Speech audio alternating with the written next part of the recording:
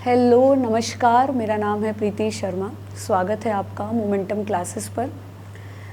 तो life process हमने start कर रखा है चैप्टर। लाइफ प्रोसेस का टॉपिक फोटोसिंथेसिस।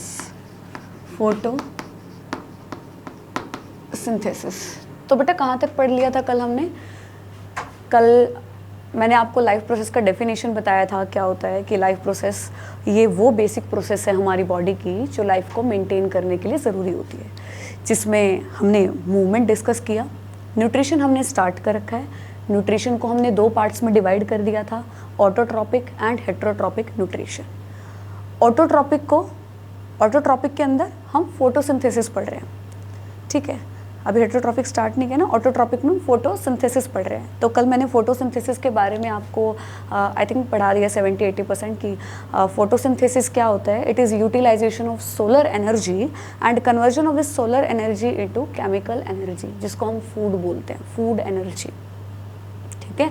कल मैंने बताया था ना कि सोलर एनर्जी है, उसको इंट्रैप करेगा क्लोरोफिल मॉलिक्यूल। फिर क्या होगा? वो जो लाइट एनर्जी है वो वाटर को ब्रेक करेगी।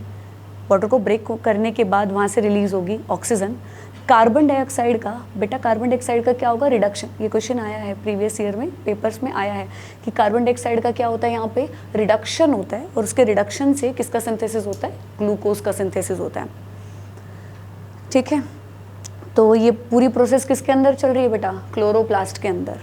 क्लोरोप्लास्ट कौन सी सेल्स में होता है? मीजोफिल सेल्स में। कल ही हमने एक डायग्राम डिस्कस किया था, तो उस डायग्राम में हमने पढ़ा था लीव्स जो है, लीव्स का एक क्रॉस सेक्शनल व्यू बनाया था कि लीव्स की सबसे ऊपर वाली जो लेयर है that is epidermis, upper epidermis, this is lower epidermis, ठीक है।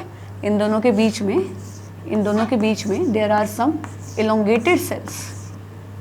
इन सेल्स को क्या बोला जाता है? These are mesophyll cells. Mesophyll cells, ठीक है। और इसके ऊपर मैंने बताया था एपिडर्मिस पे एक वैक्सी लेयर है किसकी? क्यूटिकल की, जो कि वाटर लॉस को प्रिवेंट करती है। This is lower epidermis. यहाँ पे मैंने क्या बताया था? यहाँ पे होता है हमारा स्टोमेटा। स्टोमेटा की दो गार्ड सेल्स होती हैं, ठीक है। अच्छा बेटा एक क्वेश्चन ध्यान रखिएगा, एक चीज़ ध्यान रखिएगा, जो लोअर एपिडर्मिस होता है ना बेटे लीफ का, लोअर एपिडर्मिस, वहाँ पे स्टोमेटा ज़्यादा मिलता है as compare to upper epidermis, ठीक है। क्या बोला मैंने? ये जैसे अपर एपिडर्मिस है ना, आप एनसीईआरटी में अगर देखोगे, एनसीईआरटी में डायग्राम बनाया हुआ है, एनसीईआरटी में यहाँ पे गार्ड सेल्स दिखा रखे हैं, है ना बेटा। स्टोमेटा होते हैं ऊपर बट कम होते हैं, कई बार होते भी नहीं हैं। तो stomata are mostly found at lower epidermis, ठीक है। जो लोअर एपिडर्मिस होती है वहाँ पे ज़्यादातर हमें स्टोमेटा मिलते हैं, ठीक है। और क्या रह गया इसमें? हमने लीफ का स्ट्रक्चर पढ़ लिया, ये भी बता दिया फोटोसिंथेसिस कहाँ पे होता है। मेसोफिल सेल्स में क्लोरोप्लास्ट है, छोटे छोटे टिनी क्लोरोप्लास्ट है, वहाँ पे होता है, ठीक है। ये टॉपिक हमारा डन हो गया है। थोड़ा सा अगर आपसे कोई पूछ ले क्लोरोप्लास्ट, थोड़ा सा टॉपिक हम क्लोरोप्लास्ट का डाल देते हैं यहाँ पे, ठीक है। क्लोरोप्लास्ट के बारे में पढ़ लेते हैं थोड़ा सा, ठीक है। ज़्यादा नहीं, थोड़ा सा पढ़ेंगे जितना हमारे लिए इम्पोर्टेंट है।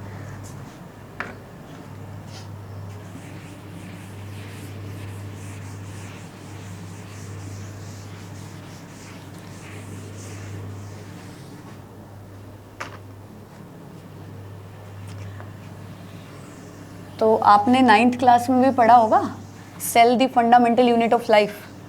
तो इसमें ये टॉपिक आया होगा आपका क्लोरोप्लास्ट। डबल मेम्ब्रेनस ऑर्गेनेली है बेटा, 2 मेम्ब्रेन होती है, ठीक है। तो क्लोरोप्लास्ट के अंदर जब आप देखोगे ना, आपको इस प्रकार से कुछ मेम्ब्रेनस पार्ट देखने को मिलेगा बेटे। इस तरह से बहुत सारे मेम्ब्रेनस पार्ट देखने को मिलेंगे,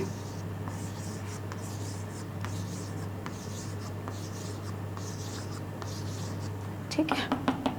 ये इसका स्ट्रोमा है, जिसका ये फ्लूइड मैट्रिक्स है ना बेटे, इसको क्या बोला जाता है? This is called stroma. ये इसका मेम्ब्रेनस पार्ट है, मेम्ब्रेनस पार्ट। ये देख रहे हो, ये एक मेम्ब्रेन, ऐसा लग रहा है एक कॉइन के ऊपर कॉइन, कॉइन के ऊपर कॉइन ऐसे रखा है।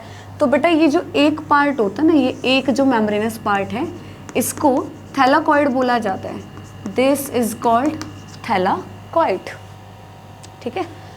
और ये बहुत सारे थैलाकॉइड मिलके इस एक यूनिट को हम बोलेंगे बेटे ग्रेना, ठीक है। इस एक मेम्ब्रेनस स्ट्रक्चर को तो हम क्या बोलेंगे, थैलाकॉइड। और बहुत सारे थैलाकॉइड आपस में इस तरह से स्टैक्ड होते हैं, जुड़े होते हैं। तो उस पूरी यूनिट को हम क्या बोलेंगे, उस पूरी यूनिट को हम बोलेंगे ग्रेना, ठीक है। जैसे ये ग्रेना है, ये ग्रेना है, और इन दो ग्रेना को आपस में देख रहे हो बेटा, एक मेम्ब्रेन और जोड़ रही है, स्ट्रोमा से होती हुई जा रही है। तो इसीलिए इस मेम्ब्रेन का नाम है स्ट्रोमा लेमिली, स्ट्रोमा लेमिली, ठीक है। दो ग्रेना को आपस में जो मेम्ब्रेन जोड़ रही है उसको हम क्या बोलेंगे, स्ट्रोमा लेमिली बोलेंगे, ठीक है। इन मेम्ब्रेन के बाहर ये जो फ्लूइड पड़ा है इसको हमने क्या बोल दिया है, इसको हमने स्ट्रोमा बोल दिया। बस एक छोटी सी चीज़ जान लीजिए बेटा, देखिए ये जो मेम्ब्रेनस पार्ट, आप देखिए फोटोसिंथेसिस के लिए ऑफ कोर्स एनर्जी तो चाहिएगी, एटीपी तो चाहिएगी। तो बेटा उस एटीपी का सिंथेसिस कहाँ पे होता है, हमारे मेम्ब्रेनस पार्ट में। क्लोरोप्लास्ट का जो मेम्ब्रेनस पार्ट है वहाँ पे बेटा एनर्जी का सिंथेसिस होता है। इसको बोला जाता है लाइट रिएक्शन, लाइट रिएक्शन, ठीक है। लाइट रिएक्शन से क्या होगा यहाँ पे बेटा, एटीपी का सिंथेसिस होगा, एनर्जी का सिंथेसिस होगा। और उस एनर्जी का यूज करके प्लांट ग्लूकोज का सिंथेसिस करेगा। इस एटीपी का यूज करके प्लांट अपना फूड बनाएगा। फूड कहाँ बनेगा बेटे, फूड बनेगा स्ट्रोमा के अंदर, ठीक है। Synthesis of glucose takes place in stroma of chloroplast.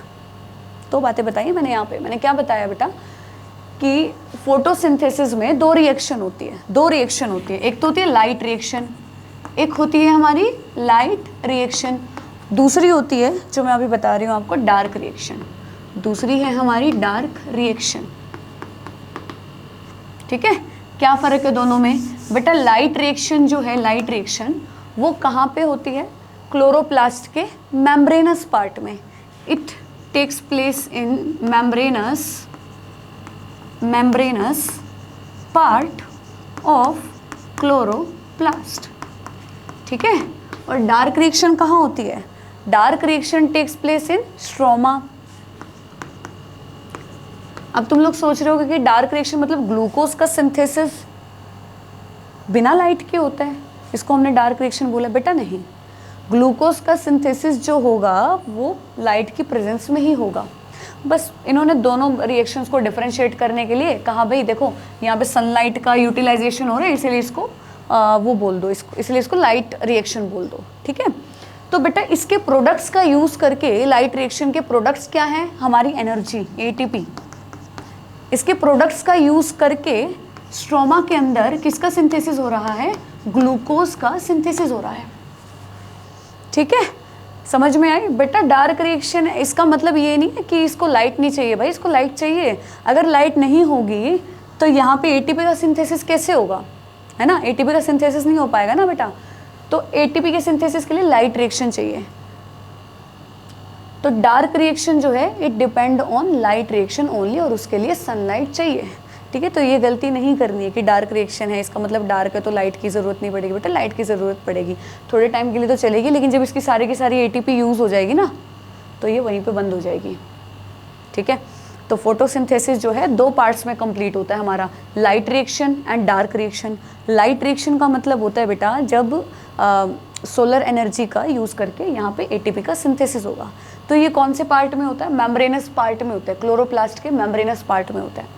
और इस एटीपी का यूज़ करके प्लांट क्या करता है, ग्लूकोज सिंथेसाइज करता है। तो ग्लूकोज कहाँ बनती है बेटे, स्ट्रोमा के अंदर बनती है, इसका मेम्ब्रेन से कोई लेना देना नहीं है, ठीक है।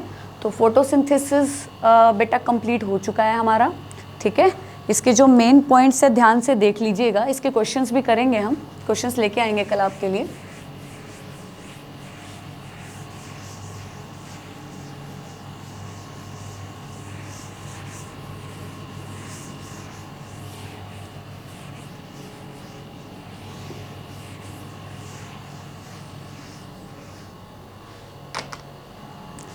अच्छा, अगर आपसे कोई पूछे कि स्टोमेटा कहाँ पे प्रेजेंट होता है, कहाँ बताओगे? आप बोलोगे लीफ में है stomata.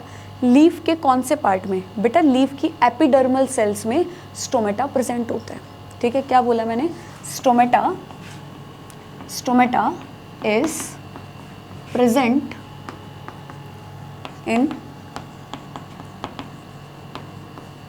Epidermal part of leaf.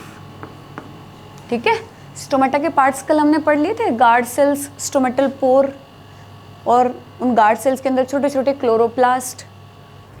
Stomata के थ्रू ही कार्बन डाइऑक्साइड अंदर आएगी, फिर वो कार्बन डाइऑक्साइड जाएगी मीजोफिल सेल्स के पास, और मीजोफिल सेल्स के अंदर फिर क्या होगा? फोटोसिंथेसिस होगा, क्योंकि मीजोफिल सेल्स में क्या है? क्लोरोप्लास्ट है बहुत सारे। ठीक है, तो ये कल हमने डिस्कस कर लिया था।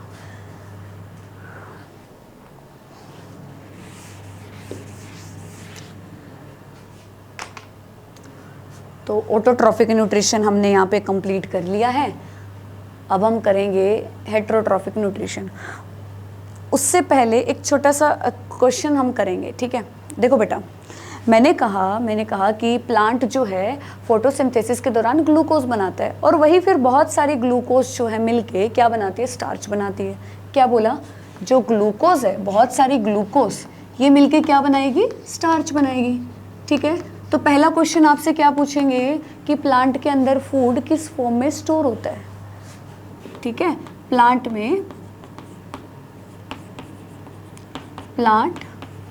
Store their food in the form of, इसका आंसर क्या लिखेंगे बेटे? स्टार्च। ठीक है, प्लांट का जो फूड है वो स्टार्च की फॉर्म में स्टोर होता है।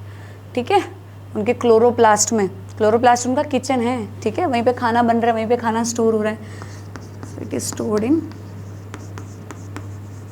क्लोरोप्लास्ट। ठीक है, तो बेटा क्योंकि यहाँ पे स्टार्च का सिंथेसिस हो रहा है, तो कभी भी आपको ये देखना हो कि प्लांट के अंदर उस पार्ट में फोटोसिंथेसिस हुआ है नहीं हुआ है, तो उसके लिए ना एक टेस्ट किया जाता है जिसका नाम है स्टार्च टेस्ट। जब भी ये देखना हो कि फोटोसिंथेसिस हुआ है कि नहीं उस पार्ट में, तो उसके लिए क्या किया जाता है? Starch test. तो इसके लिए आयोडीन टेस्ट करते हैं बेटा, आयोडीन का यूज़ करते हैं। ठीक है, देखिए जहाँ पे स्टार्च होगी ना, स्टार्च के साथ जब आयोडीन रिएक्ट करेगी तो यहाँ पे एक कलर प्रोड्यूस होगा, ब्लू ब्लैक कलर प्रोड्यूस होगा कुछ। ठीक है, अगर उस पार्ट का कलर चेंज हो रहा है ना आयोडीन डालने के बाद, समथिंग ब्लू ब्लैक कलर हो गया उसका, तो इसका मतलब वहाँ पे स्टार्च बनी है, वहाँ पे स्टार्च प्रेजेंट है। ठीक है, तो आपको ये कैसे भी क्वेश्चन दे सकते हैं कि भाई हमने क्या किया, हमने एक प्लांट को डार्क रूम में रखा। ठीक है, ऐसे बहुत सारे एक्सपेरिमेंट है ना, हमने एक प्लांट को डार्क रूम में रखा, सोलर एनर्जी वहाँ पे आने ही नहीं दी। अगर आप वहाँ पे स्टार्च टेस्ट करोगे तो क्या रिजल्ट आएगा? Starch test will be negative बेटा। ठीक है, क्योंकि वहाँ पे फोटोसिंथेसिस नहीं हो पाएगी। अगर आपने वो प्लांट को काफ़ी दिन से एक डार्क रूम में रख रखा है, जब तक सोलर एनर्जी नहीं आएगी तो स्टार्च कहाँ से बनेगी? ठीक है, तो ऐसे प्लांट्स का स्टार्च टेस्ट क्या आएगा? नेगेटिव आएगा। जहाँ पे फोटोसिंथेसिस नहीं होगी तो वहाँ पे स्टार्च टेस्ट नेगेटिव आएगा। या आपको अलग तरीके से क्वेश्चन पूछ सकता है कि जब हम उस पर आयोडीन डालेंगे तो क्या चेंज होगा? कुछ चेंज नहीं होगा बेटा। ठीक है, क्योंकि आयोडीन को स्टार्च मिलेगी तभी उसके साथ वो रिएक्ट करके ये ब्लू ब्लैक कलर देगी। ठीक है, आपके एनसीईआरटी में ये एक एक्सपेरिमेंट दे भी रखा है कि जब आपको स्टार्च टेस्ट करना हो तो क्या करोगे? देखो,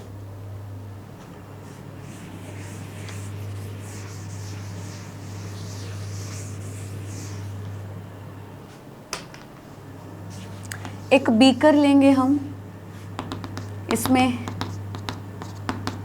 पानी लेंगे। ठीक है, हीट करेंगे बर्नर की हेल्प से। इसके अंदर एक टेस्ट ट्यूब डाल देना। इसमें डाला है अल्कोहल, मिथाइलेटेड स्पिरिट, अल्कोहल डाला है, और इस अल्कोहल में आपने डाल दी है एक लीफ। ठीक है, हमें इस लीफ का स्टार्च टेस्ट करना है कि इस लीफ में स्टार्च है भी कि नहीं। क्या बताया मैंने? हमने एक बीकर लिया, उसमें पानी भरा, ठीक है, और नीचे बर्नर लगा दिया, इसको बॉईल करेंगे हम पानी को, और उसमें एक टेस्ट ट्यूब डालेंगे जिसमें क्या है, अल्कोहल है। उसके अंदर हमने क्या रख दी है, उसके अंदर हमने एक पत्ती रख दी, एक लीफ रख दी है, ठीक। तो बेटा ये क्या करेगा, अल्कोहल जितना भी इसका वो क्लोरोफिल होगा ना, क्लोरोफिल उसको निकाल लाएगा वहाँ से। देखिए कलर तभी अच्छे से विजिबल होगा ना जब आप उसका क्लोरोफिल निकाल देंगे, समझे ना। आयोडीन जो है ना, आयोडीन कलर तभी अच्छे से दे पाएगा जब उसका क्लोरोफिल आप निकाल देंगे, है ना। ऐसे मतलब वो डार्क ग्रीन कलर की कोई पत्ती है तो डार्क ग्रीन कलर पे हमें वो इतना अच्छा ब्लू ब्लैक कलर विजिबल होगा नहीं, है ना। तो इसीलिए हमने ये इतना तामझाम किया है। हमने क्या किया है, इसको पानी में रखा है टेस्ट ट्यूब को, ठीक है, बॉईल किया है। बॉईल इसीलिए किया ताकि लीफ सॉफ्ट हो जाए, उससे ईजिली हम क्लोरोफिल को रिमूव कर सकें, ठीक। फिर हम इस पत्ती को यहाँ से निकालेंगे थोड़े टाइम बाद, और वहाँ पे ऊपर जितना भी इसका कलर ग्रीनिश हो जाएगा। जब इसका कलर ग्रीन दिखने लग जाए ना, आपको इस सॉल्यूशन का कलर ग्रीन दिखने लग जाए कि हाँ भाई अच्छा अमाउंट ऑफ क्लोरोफिल निकल गया, तो इस पत्ती को आप बाहर निकाल लेंगे, ठीक है, अच्छे से साफ करके। फिर इसके ऊपर आप आयोडीन डालेंगे। इसका कलर कैसा आएगा, इसका कलर आएगा ब्लू ब्लैक बेटा, क्योंकि इसके अंदर क्या स्टोर था, स्टार्च स्टोर था, ठीक है। तो कभी भी आपको स्टार्च टेस्ट करना हो तो हम किसका यूज़ करते हैं बेटे, आयोडीन सोल्यूशन का यूज़ करते हैं, आयोडीन सोल्यूशन, ठीक है। तो इससे आपको कई सारे क्वेश्चन पूछ सकते हैं, जैसे कि हमें पता है फोटोसिंथेसिस के लिए लाइट चाहिए, फोटोसिंथेसिस के लिए कार्बन डाइऑक्साइड चाहिए, तो आपको बोल देंगे कि भाई प्लांट को सनलाइट नहीं दिया है, बताओ आयोडीन सोल्यूशन का क्या इफेक्ट पड़ेगा। या फिर एक टेस्ट आपको ये भी दे सकते हैं कि एक पत्ती है, पत्ती का कुछ पार्ट हमने एक्सपोज रखा है, कुछ को हमने KOH के साथ रिएक्ट करवाया है, तो KOH क्या करेगा बेटा, जितनी भी कार्बन डाइऑक्साइड है उसको सोख लेगा, ठीक है। तो कार्बन डाइऑक्साइड नहीं होगी तो ये जो पार्ट है फोटोसिंथेसिस नहीं कर पाएगा। तो इसका भी आयोडीन टेस्ट कैसा आएगा बेटा, इसका भी आयोडीन टेस्ट जो है वो नेगेटिव, स्टार्च टेस्ट नेगेटिव आएगा। फोटोसिंथेसिस के लिए क्या चाहिए, लाइट चाहिए, कार्बन डाइऑक्साइड चाहिए। तो अगर लाइट नहीं होगी तब भी स्टार्च सिंथेसाइज नहीं हो पाएगा, फोटोसिंथेसिस नहीं हो पाएगा, तो आयोडीन के साथ स्टार्च टेस्ट हमारा नेगेटिव आएगा। सिमिलरली अगर प्लांट को कार्बन डाइऑक्साइड नहीं मिल पाई है तब भी स्टार्च टेस्ट क्या आएगा बेटा, नेगेटिव आएगा। तो आई होप इस तरह के क्वेश्चन आएंगे ना आप आराम से सॉल्व कर लोगे, ठीक है।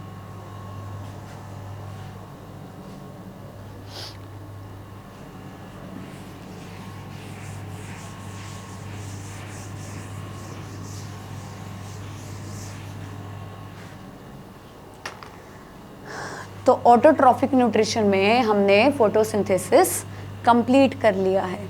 नेक्स्ट टॉपिक है बेटा हमारा हेटेरोट्रॉफिक न्यूट्रिशन।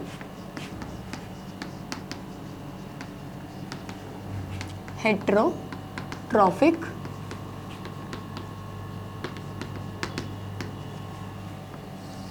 न्यूट्रिशन, है ना।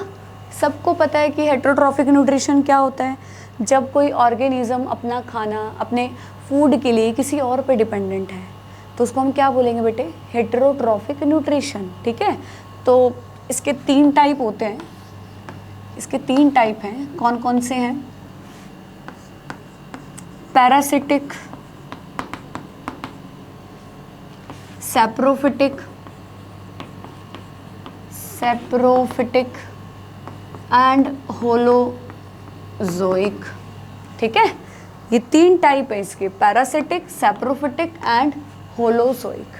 क्या फ़र्क है इन तीनों में, देखो। सबसे पहले पैरासिटिक, सबसे ज़्यादा मौज इसकी है भाई पैरासिटिक की। पैरासिटिक के अंदर क्या होता है कि कोई ऑर्गेनिज्म किसी दूसरे लिविंग ऑर्गेनिजम्स की बॉडी में रह के, बॉडी में या उसके बॉडी के ऊपर रह के उससे नरिशमेंट लेता है बिना उसको किल किए। क्या बोला मैंने, in parasitic mode of nutrition the organism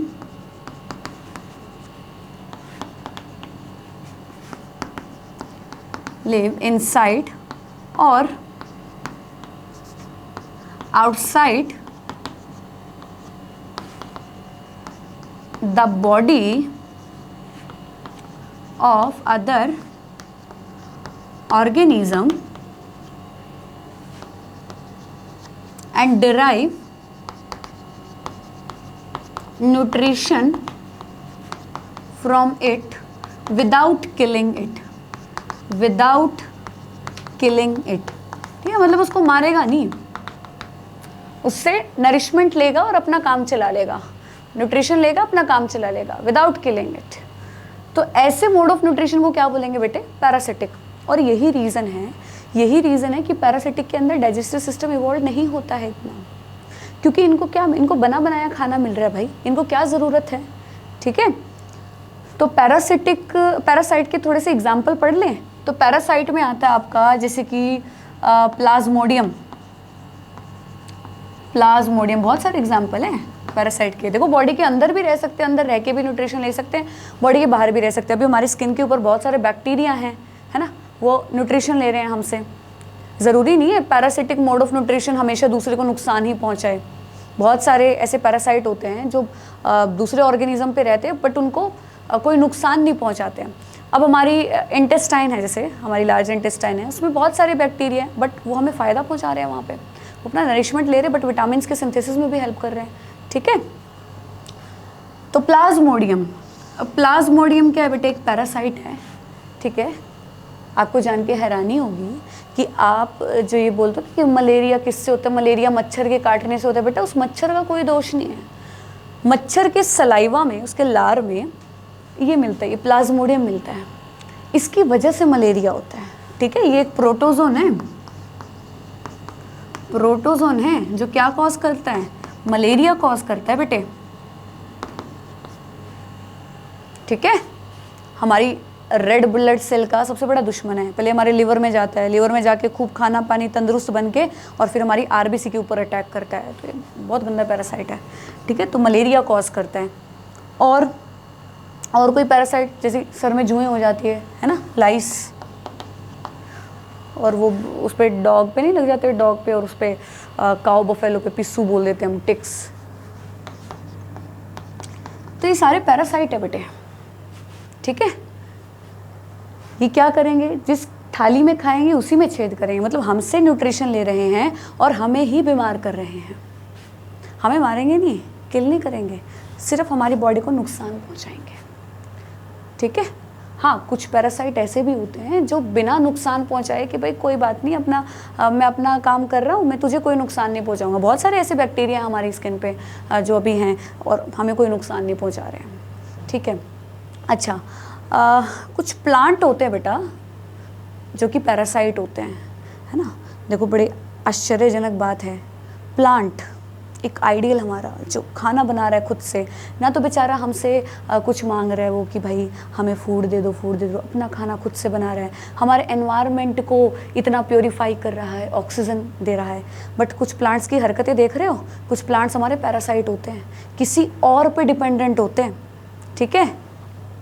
एक एग्जाम्पल दे देते हैं इसका, क्यूस्क्यूटा, ये पैरासिटिक प्लांट है बेटे। क्यूस्क्यूटा इज अ पैरासिटिक प्लांट, सुना होगा नाम, अमरबेल है, अमरबेल देखी होगी आपने, ये दूसरे प्लांट्स के ऊपर ऐसे चढ़ जाती है। तो बेटा इसके पास खुद का क्लोरोफिल नहीं होता है, ठीक है। दिस प्लांट लैक्स क्लोरोफिल, इस प्लांट के पास क्लोरोफिल नहीं होता है और ये इसीलिए ये दूसरे प्लांट पे डिपेंडेंट होता है, उस पर क्लाइम कर जाता है अपने खाने के लिए, ठीक है।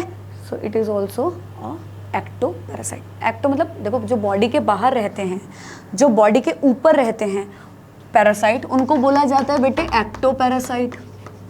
एक्टो पैरासाइट जो बॉडी के ऊपर रहते हैं, जैसे जुएं बताइए मैंने कुछ बैक्टीरिया, तो बॉडी के ऊपर जो रहेंगे वो हमारे एक्टो पैरासाइट हैं, और जो बॉडी के अंदर रह के हमें बीमार कर रहे हैं वो हैं एंडो पैरासाइट, ठीक है। तो क्यूस्क्यूटा क्या है हमारा? क्यूस्क्यूटा इज अ एक्टो पैरासाइट, ठीक है। दूसरे प्लांट बॉडी के ऊपर रह के अपना काम चला रही है, क्योंकि इसके पास खुद का क्लोरोफिल तो है नहीं, है ना, किसी दूसरे प्लांट पर डिपेंडेंट है। तो समझ गए होंगे पैरासाइट क्या होता है। पैरासाइट क्या है? जो किसी दूसरे ऑर्गेनिज्म से अपना न्यूट्रिशन ले रहा है बिना उसको किल किए, हैं।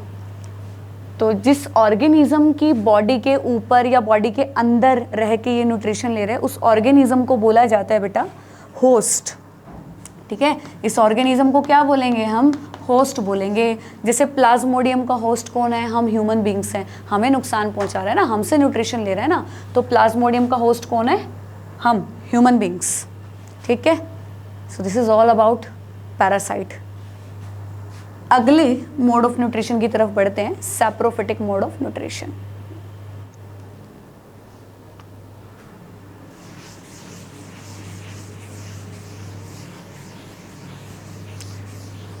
ये बड़े ही वियर्ड हैं।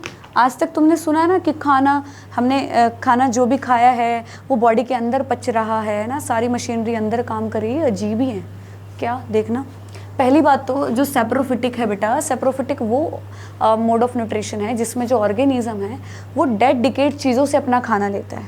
क्या बोला मैंने? कि saprophytic mode of nutrition is the type of nutrition where organism feed on dead decayed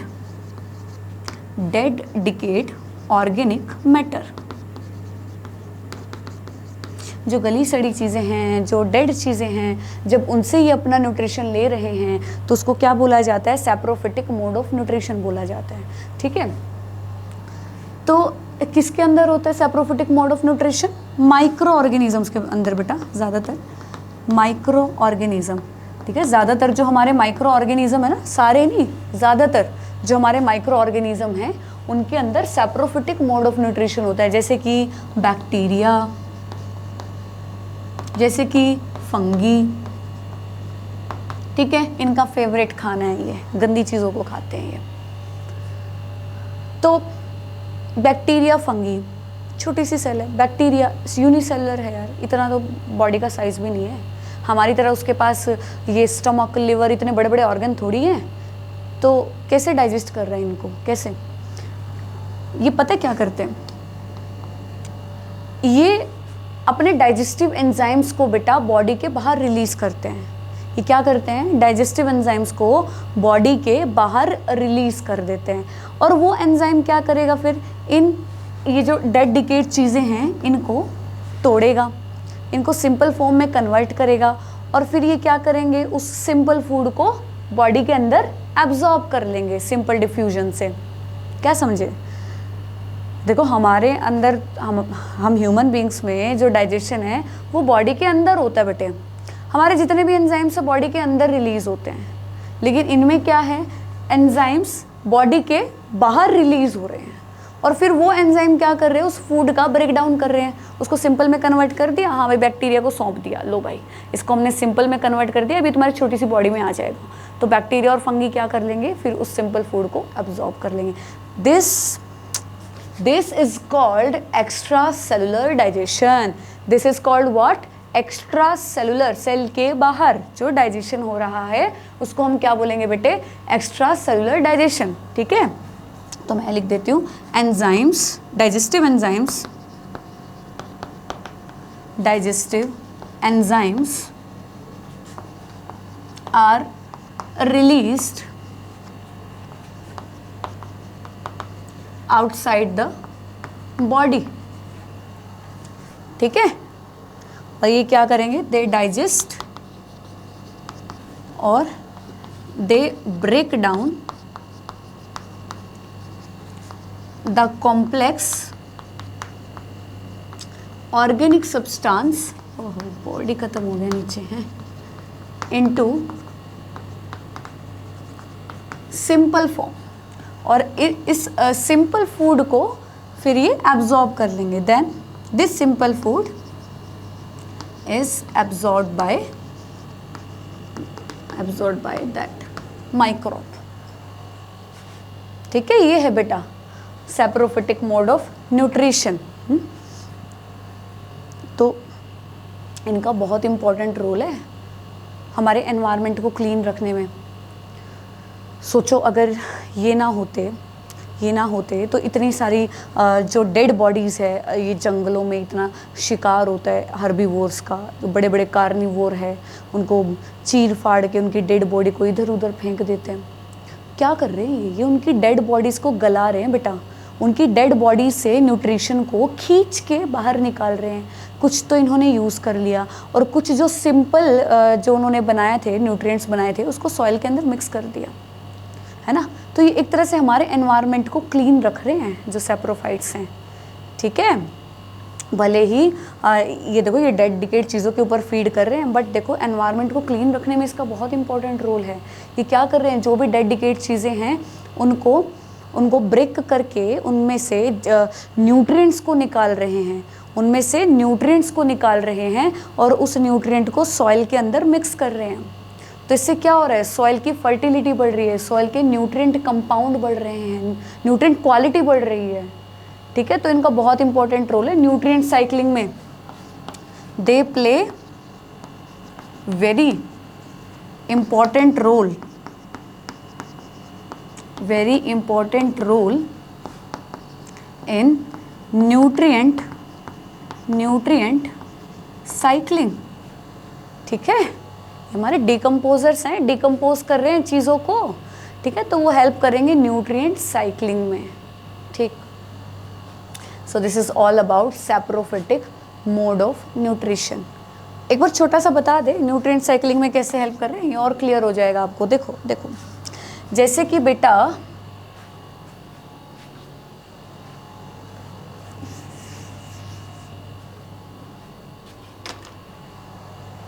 ये सॉइल है, ठीक है, ये भरपूर है बहुत सारे न्यूट्रिएंट से, जो किसको दे रही है, ये प्लांट्स को दे रही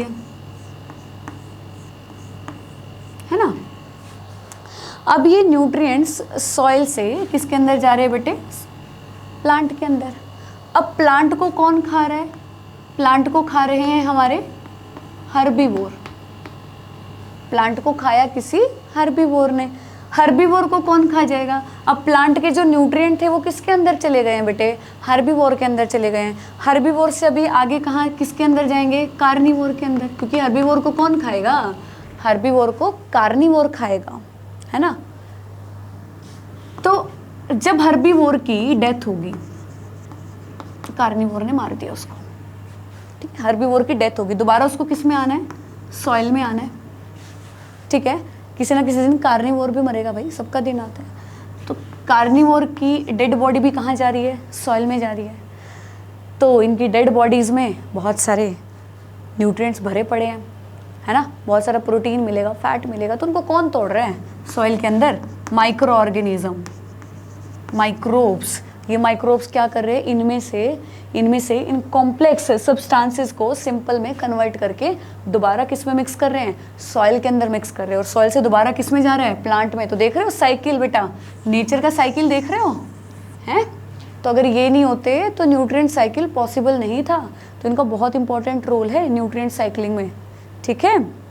चलो नेक्स्ट पढ़ते हैं, होलोजोइक मोड ऑफ न्यूट्रिशन।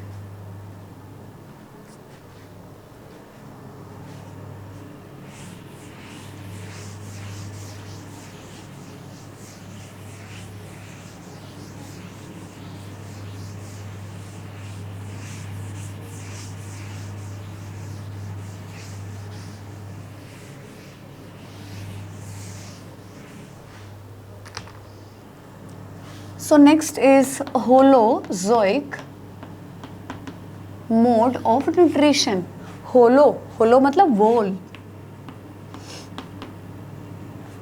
जोइक जू से आया बेटे वर्ड, मतलब एनिमल, ठीक है बेटा। ज़्यादातर एनिमल्स में होलोजोइक मोड ऑफ न्यूट्रिशन होता है। होलोजोइक मोड ऑफ न्यूट्रिशन, देखो पैरासाइट क्या कर रहा था, पैरासाइट को ज़्यादा मेहनत करने की ज़रूरत पड़ी नहीं, क्योंकि वो प्रिपेयर्ड फूड ले रहा है अपने होस्ट सेल से। जो सैप्रोफिटिक है, सैप्रोफिटिक ने क्या किया है, डेड डिकेड चीज़ों से अपना बाहर अपने डाइजेस्टिव एंजाइम्स रिलीज करके उस डेड डिकेड चीज़ों के अंदर जो भी खाना छुपा था उसको एब्जॉर्ब कर लिया है, ठीक है।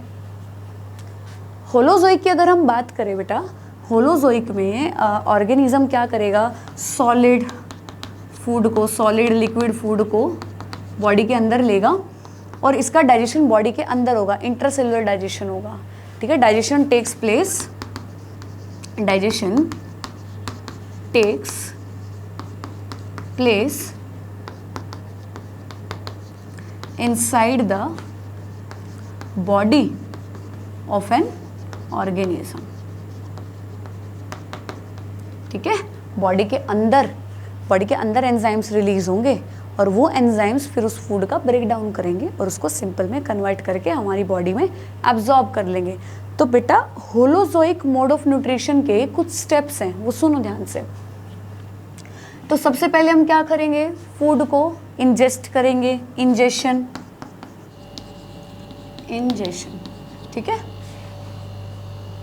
बॉडी को अंदर फूड को अंदर इंजेस्ट किया, दैट इज इंजेशन. फिर बेटा नेक्स्ट स्टेप होगा हमारा डाइजेशन,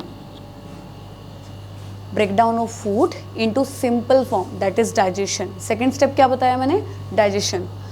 थर्ड स्टेप, डाइजेशन का मतलब क्या होता है, डाइजेशन का मतलब है बेटा जो कॉम्प्लेक्स फूड आपने खाया है, ऐसा तो है नहीं वो complex food as it is आपके ब्लड के अंदर एब्जॉर्ब हो जाएगा. पहले हमें उस फूड को सिंपल फॉर्म में कन्वर्ट करना पड़ेगा, तो उसको डाइजेशन बोला जाता है. When complex food is converted into simple absorbable form, उसको हम क्या बोलेंगे, डाइजेशन बोलेंगे. नेक्स्ट स्टेप, अब जब फूड हमारा एकदम सिंपल है, ठीक है, कॉम्प्लेक्स फूड को हमने सिंपल में कन्वर्ट कर दिया है, तो अब वो सिंपल फूड ब्लड के अंदर एब्जॉर्ब हो जाएगा. तो नेक्स्ट स्टेप क्या होगा बेटे हमारा, absorption. Next step is absorption, ठीक है. ब्लड के अंदर ये फूड एब्जॉर्ब हो गया, अब ब्लड इसको लेके जाएगा जहाँ जहाँ ज़रूरत है, मतलब जो हमें हमारी एटीपी बनी है, जो फूड है इसकी जहाँ जहाँ बॉडी को नीड होगी वहाँ वहाँ इसको लेके जाएगा हमारी ग्रोथ और डेवलपमेंट के लिए. तो उसको बोला जाएगा बेटे एसिमिलेशन,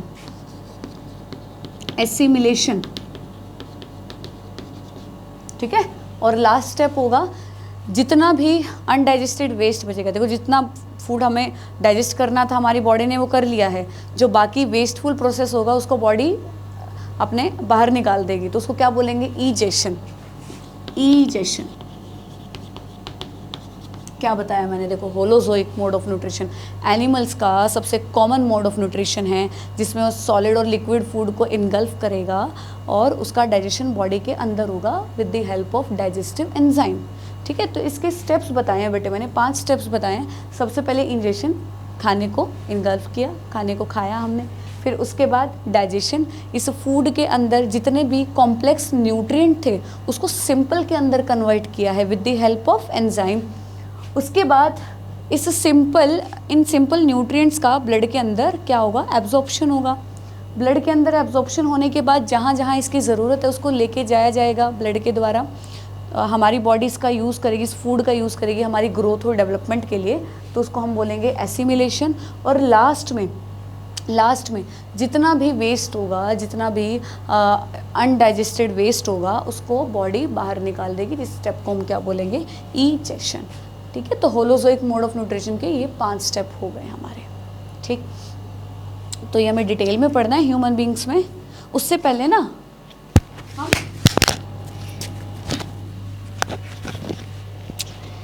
तुम्हें पढ़ाते पढ़ाते कई बार इतनी एक्साइटमेंट हो जाती है माइक के नीचे गिर जाता है, सॉरी.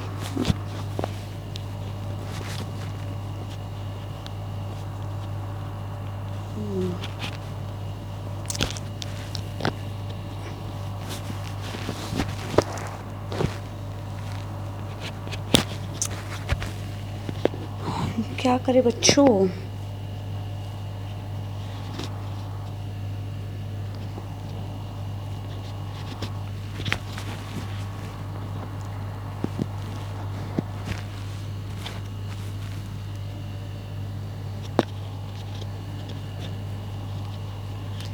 हमारे 2 मिनट वेस्ट करवा दिए इसने, है ना.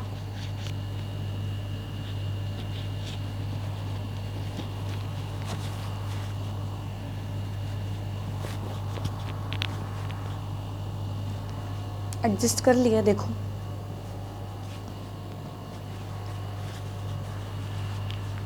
आई होप ठीक ठाक रहे ये. चलो, हाँ क्या पढ़ रहे थे हम, हाँ ये 5 स्टेप हो गए. हाँ मैं ये बता रही हूँ बेटा कि चलो ह्यूमन बींग्स में तो हम इसको डिटेल में पढ़ेंगे ही, हम कुछ यूनिसेलुलर ऑर्गेनिजम्स के बारे में पढ़ लेते हैं. यूनिसेलुलर ऑर्गेनिज्म में ये जो होलोजोइक मोड ऑफ न्यूट्रिशन है, ये पांचों स्टेप कैसे होते हैं उनके बारे में पढ़ लेते हैं, ठीक है। तो अमीबा से स्टार्ट करें। अमीबा सुना होगा नाम तुमने, अमीबा यूनिसेलुलर प्रोटोजोन है हमारा, बड़ा ही अजीबोगरीब प्राणी है। हाथ कौन से पैर कौन से नहीं पता है। हाथ पैर होते भी हैं इनके, ऐसे ही बोले जा रहे हैं। अमीबा अमीबा तो बेटा अमीबा क्या करता है, बाहर से खाने को लेने के लिए ना ऐसे अपने ऐसे साइटोप्लाज्मिक मूवमेंट से बाहर की तरफ पुश करते हैं, जो साइटोप्लाज्म होती है, जिससे इसके इस प्रकार से कुछ फीट लाइक स्ट्रक्चर निकल आते हैं, पैर जैसे कुछ स्ट्रक्चर निकल आते हैं, ठीक है। इनको बोला जाता है स्यूडोपोडिया। स्यूडोपोडिया, स्यूडो का मतलब क्या होता है बेटे, फॉल्स, झूठे पैर हैं। पोडिया का मतलब क्या है, फीट। Pseudopodia, false feet. क्या करेगा ये फूड को इनगल्फ कर लेगा। इसके बाहर इसको खाना दिखेगा ना, ये खाने को, आजा मेरे पास, ये खाने को अंदर की तरफ इनगल्फ कर लेगा, ठीक है, जिसको बोलेंगे हम फेगोसाइटोसिस। इसको इस स्टेप को हम क्या बोलेंगे बेटे, फेगोसाइटोसिस, ठीक है। जो खाना है ना, खाना उसके बाहर ऐसे ये पानी के साथ लेगा ना इसको, खाने को इस तरह से एक बॉलस सा बन जाएगा फूड का और वाटर का, तो इसको हम बोलेंगे food vacuole. This is called food vacuole, ठीक है। और इस फूड वैक्यूल के अंदर इसका डाइजेशन होगा, ये अपने एंजाइम्स साइटोप्लाज्म से इसके अंदर भेज देगा, इस फूड वैक्यूल के अंदर, और वहाँ पे इस फूड का डाइजेशन होगा। जैसे ही फूड सिंपल के अंदर कन्वर्ट हो जाएगा, उसका डाइजेशन कंप्लीट होगा, ये अपने साइटोप्लाज्म में जाके मिक्स हो जाएगा। और रही ईजेशन की बात, तो ईजेशन के दौरान क्या होगा, ये कहीं से भी ऐसे रप्चर होके जो भी वेस्ट मटेरियल है उसको अपनी बॉडी से बाहर निकाल देगा। क्या बताया मैंने, सुनो ध्यान से। सबसे पहले स्टेप मैंने क्या बताया था बेटा, इंजेशन, ठीक है, खाने को अंदर लेना। तो ये खाने को कैसे अंदर लेगा, with the help of their pseudopodia, ठीक है। स्यूडोपोडिया की हेल्प से ये अपने खाने को इनगल्फ कर लेगा, जिस स्टेप को हमने क्या बोला है, इंजेशन, ठीक है। अगर इनकी बात माने तो फेगोसाइटोसिस, फेगोसाइटोसिस साइटोप्लाज्म के अंदर इनगल्फ करना। उस खाने के साथ साथ जो पानी है, मतलब उन दोनों का जो कॉम्बो बना है उसको हमने क्या बोला है, फूड वैक्यूल बोला है। उस फूड वैक्यूल के अंदर इस फूड का डाइजेशन होगा, और डाइजेशन से जब वो सिंपल में कन्वर्ट हो जाएगा तो साइटोप्लाज्म के अंदर अपना वो यूज़ कर लेगा। नेक्स्ट स्टेप क्या बताया था डाइजेशन के बाद, एब्जॉर्प्शन ना। तो इसके अंदर देखो ब्लड नाम की चीज़ तो नहीं, ब्लड की ज़रूरत है इसको, बिल्कुल नहीं भाई, एक सेल है यार, इतनी छोटी सी बॉडी है, दिखाई भी नहीं देती है, इसमें कहाँ से कोई ज़रूरत है कि हाँ भाई ब्लड लेके जाएगा, इतने प्रेशर से ब्लड पंप करेगा और यहाँ लेके जाएगा, इतना छोटा सा ऑर्गेनिज्म है, इसको ज़रूरत थोड़ी है। तो फूड जो है सिंपल डिफ्यूजन से इसके साइटोप्लाज्म में फैल जाएगा और इसका ये यूज़ कर लेगा अपनी ग्रोथ डेवलपमेंट के लिए। ग्रोथ तो क्या होनी है, ऐसा थोड़ी है अमीबा इतना सा इतना हो जाएगा है। इनमें ग्रोथ का मतलब क्या होता है, ग्रोथ का मतलब है कि ये डिवाइड कर जाएंगे ज़्यादा से ज़्यादा, है ना। जो अमीबा है, अमीबा इस खाने का यूज़ करके अपनी डॉटर सेल्स बना सकता है, डिवाइड कर सकता है ना, डिवाइड करके इसे 2 अमीबा बना सकता है ना। अगर आपको नहीं पता होता बेटा मैं बता दूँ, यूनिसेलुलर ऑर्गेनिजम्स जो होते हैं ना, यूनिसेलुलर ऑर्गेनिज्म, माइक्रो ऑर्गेनिजम्स जो हमें दिखाई भी नहीं देते हैं, उनके अंदर ग्रोथ और रिप्रोडक्शन एक ही बात है। वो जब हमें दिखाई ही नहीं देते हैं तो क्या आप उनका मास, हाइट, वेट ये सब मेज़र कर सकते हो भाई, नहीं। उनके अंदर ग्रोथ का मतलब होता है उनका नंबर बढ़ना। हम ये कहते हैं ना बैक्टीरिया ग्रो कर रहे हैं, तो बैक्टीरिया ग्रो करने का मतलब ये थोड़ी होता है उनकी हाइट इतनी थी अब इतनी हो गई है। बैक्टीरिया ग्रो कर रहे हैं इसका मतलब ये कि भाई पहले कोई 150 थे अब और ज़्यादा हो गए नंबर में, तो मतलब डिवाइड कर गए हैं, उनके अंदर रिप्रोडक्शन हो गए, ठीक है। तो यहाँ पे क्या होगा, इस फूड को ये एसिमिलेट करेगा, इस फूड को ये क्या करेगा, एसिमिलेट करेगा, किसके लिए, अपनी प्रोजेनी बनाने के लिए, अपनी डॉटर सेल्स बनाने के लिए, ठीक है। उसी को इसकी ग्रोथ बोल देंगे हम, है। और जो भी डाइजेस्टिव वेस्ट होगा, अनडाइजेस्टेड वेस्ट होगा, उसको कहीं से ये रप्चर हो जाएगी इसकी मेम्ब्रेन और वहाँ से बाहर निकल जाएगा, ठीक है। So this is the process of nutrition, process of digestion in amoeba, ठीक है। मुझे ना इस माइक का डर हो रहा है, कभी नीचे ना गिर जाए दोबारा से, बहुत समय बर्बाद कर देगा हमारा।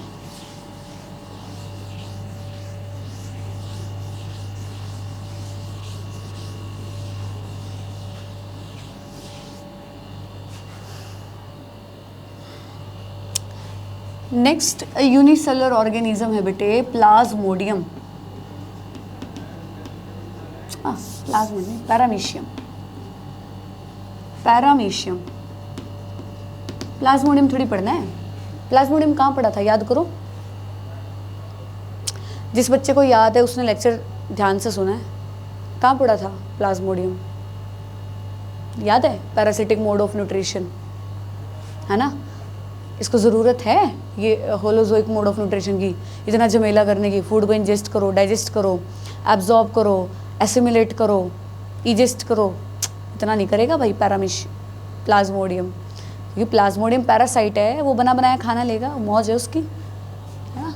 इस बेचारे को देखो कैसे जद्दोजहद करनी पड़ेगी। पैरामीशियम पहचान तो जानते हो ही, स्लीपर शेप का होता है ना? स्लीपर जैसा होता है और इसकी बॉडी पे बहुत सारे छोटे छोटे छोटे छोटे सीलिया प्रेजेंट होते हैं। बहुत सारे क्या प्रेजेंट है बेटे, बोलो बच्चों? सीलिया,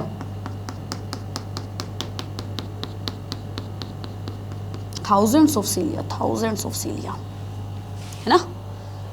अंदर क्या है इसके? अंदर है न्यूक्लियस। दो तरह के न्यूक्लियस होते हैं इसके पास, मैक्रो और माइक्रो न्यूक्लियस। एक बड़ा न्यूक्लियस होता है, एक छोटा न्यूक्लियस होता है, और ये यहाँ पे साइटोप्लाज्म भरा हुआ है ना? तो देखो होगा क्या बेटे, जो बाहर फूड होगा ना, फूड, इनको ये जो सीलिया है, सीलिया बड़े काम की है इसकी। सीलिया ऐसे झाड़ू की तरह इसको फूड को खिसका खिसका के इस पैरामीशियम तक लेके आएगी, ठीक है? तो यहाँ पे एक वो ओपनिंग होती है, इसको गोलेट बोला जाता है, गोलेट। उसके थ्रू फूड अंदर जाएगा और अंदर इसका अगेन डाइजेशन होगा, डाइजेशन के बाद एब्जॉर्प्शन होगा, ठीक है? एब्जॉर्प्शन के बाद इसका एसिमिलेशन होगा, ठीक है? डाइजेस्टिव वेस्ट जो भी होगा वो बॉडी से बाहर निकाल फेंक दिया जाएगा, ठीक है? तो इसमें कौन हेल्प कर रहा है फूड को इनगल्फ करने में बेटा? सीलिया। अमीबा में कौन हेल्प कर रहा था? स्यूडोपोडिया, ठीक है? तो स्वीपिंग मूवमेंट कौन कर रहे हैं? सीलिया कर रहे हैं, आसपास से फूड को कलेक्ट कर रहे हैं और फिर उस फूड को इसके डाइजेस्टिव कैविटी के अंदर भेज रहे हैं। जितने भी डाइजेस्टिव एंजाइम्स हैं उस फूड को ब्रेक कर देंगे, फिर वहाँ पे उसका एब्जॉर्प्शन हो जाएगा और फिर आगे जाके इसका यूज़ हो जाएगा इसकी ग्रोथ और डेवलपमेंट के लिए। ग्रोथ तो समझ ही गए होंगे, ग्रोथ का मतलब क्या है? ग्रोथ का मतलब है कि आगे इसकी डिवीजन में हेल्प करेंगे, डॉटर सेल्स को बनाने में हेल्प करेंगे, ठीक है? So this is the holozoic mode of nutrition in paramecium. बेटा मेरे वाली गलती मत करना, प्लाज्मोडियम मत लिख देना यहाँ पे, ठीक है? इट्स पैरामीशियम, स्लीपर जैसा। Okay, so we are done with amoeba, we are done with paramecium. अब आते हैं हमारे नेक्स्ट टॉपिक पर, डाइजेशन इन ह्यूमन बींग्स। क्या टाइम है? आज करोगे कल करोगे?